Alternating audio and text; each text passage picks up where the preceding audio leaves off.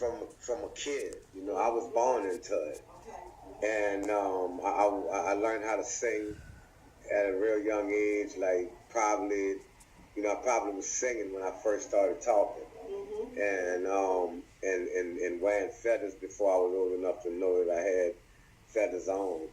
And so, but I always was Little Chief. I never ran no other position in the tribe. So you were Little Chief, and then I was little. Then I went to Big Chief. Yeah, and I inherited. Yeah, it was passed down. You know, I had cousins that was older than me that it was passed down to before. You know, a couple of generations before me. I had a cousin, Nola Peters, who was Master and Chief of the Flaming Arrows after my dad, you know, had stepped down from the position. And not really stepped down, because you don't step down, you stop wearing the feathers for some reason, but you always, as long as you carrying your name, the Flaming Arrows, or, you know, whatever the name of your tribe is, as long as you carrying that name, you don't per se have to be the one with the feathers. It's always the person that's behind the scene, behind the screen anyway. You know. And for other young people that want to come in, like traditionally, I mean, you were born into the legacy. What about a child in the community that wants to work their way in? Would they go through the steps? Would they start out as the? They start off most of the time. If it's immediate family, they start off as Lil Chief and Lil Queen. If it's real, like, you know, real close to kin or immediate family, yeah, Lil Chief, Lil Queen, or, you know, you might have a little spy boy or a little flag boy. It go by your parents' position. Whatever your dad was a spy, you know, you start off as a little spy boy and work your way up, you know, little flag, little queen, you know. Most all the girls are always queens. They just starting with the naming the queen, spy queens and flag queens, you know. And this is in amongst the Mardi Gras, the Mardi Gras Indian tradition, not the Mardi Gras. Yeah, that's separate. That's totally separate. Yeah, Mardi Gras Indian tradition is totally different. They're not connected with no other organizations. So you have the chiefs and the queens. Yeah, it's the chiefs and the queens and your kids. You know, now you can do. My brother started the Young Flaming Arrow. He started like, I'm not gonna say one of the first kid gangs in the city, because they had other kids that, you know, was massing when I was a kid. You know, so I think Uncle Meathead and them from the Yellow Pocahontas, they had a kid tribe too. So, you know, but my brother, you know, he used the name the Young Flaming Arrows. We had a real big tribe. We had like, you know, like 24 kids. So a kid tribe is a tribe that just brings in the children. The younger generation of the tribe. Yeah, Okay. they're that second generation under the tribe that's massing right then. That's like our kids and our grandkids. Yeah. So you're educating. That's it. Yeah, definitely. Educators and you're educating. Yeah. Well, this was something my dad started massing in the 50s. And he might even started earlier than that, you know. That's since I remember. I was born in 59, and he started with the Medallion Hunters, which was with my uncle Emil Mercandale. I'm a Mercandale, so I come from, you know, a Mercandale family, and my uncle Emil Mercandale was one of the first uncles in our family to mass, and Uncle Pick, and they make these beautiful costumes, these beautiful crowns, and you know, it just was amazing, and being around people like Harold Featherson and Payson, Junior Payson, and, you know, and my dad, Merc, you know, guys that like made costumes off of probably a piece of paper on the ground. You know, just pick it up and draw some stuff on there and be like, this is what we're going to do. And then they just start making a suit and it's done. You know, working the way towards showtime. Working the way towards showtime. So And so I'm always preparing, So some kind of way. You're always preparing, and you order supplies, you get your supplies, but right after Mardi Gras is over, you get to work on the next one, right? Yeah. It's a long, laborious process.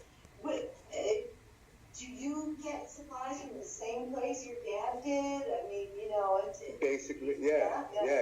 All these years, matter of fact, Broadway Bound, it used to be Greenberg, but it moved. Matter of fact, when I was a kid, when we had our ball, the Trimmy Lounge in 1978, the people in the Sixth Ward, they told me that Greenberg was on Rampart Street, like right across the street from the auditorium. That was they was like one of the first ones that I knew of, since I was a kid that I went to with my dad.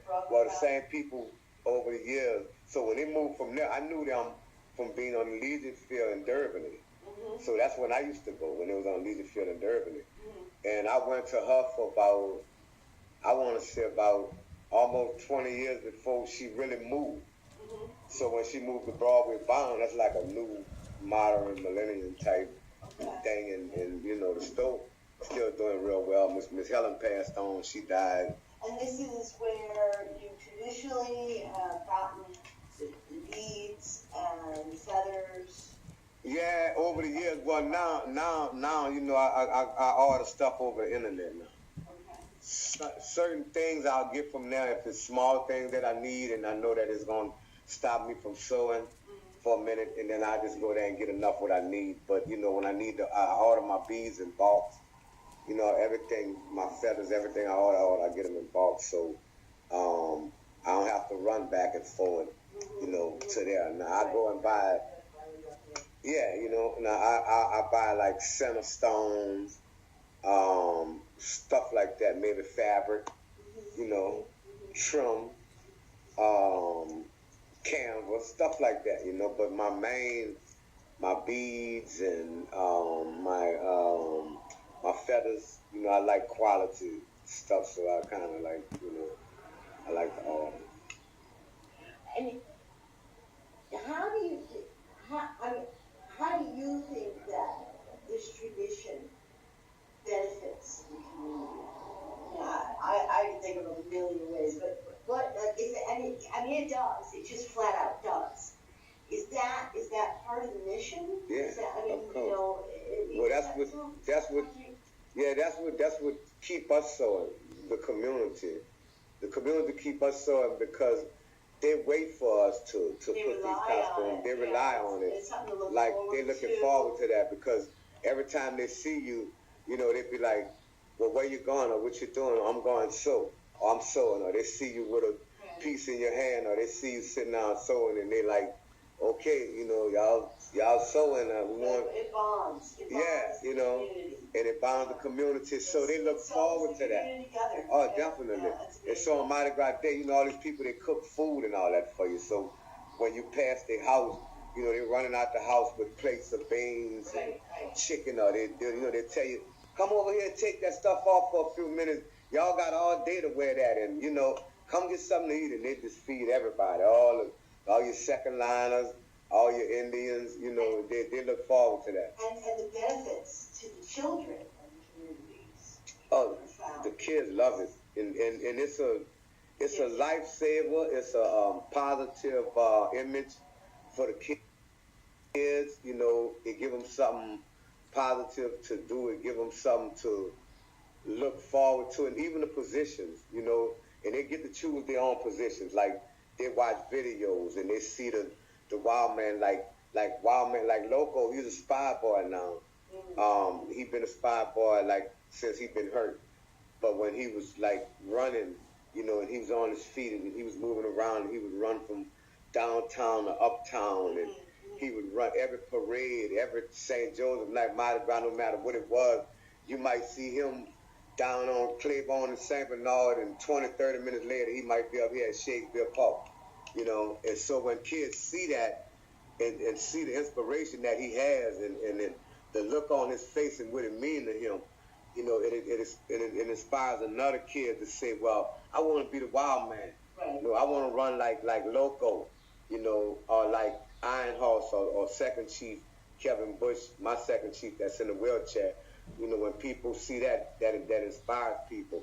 You know, it'd be like, you know, and even like I had a little queen tomorrow. She's a paraplegic, and she, you know, we went to the children's hospital, you know, amongst her friends and sang for them. And she matched with me when before the hurricane. I used to make her suit like every month.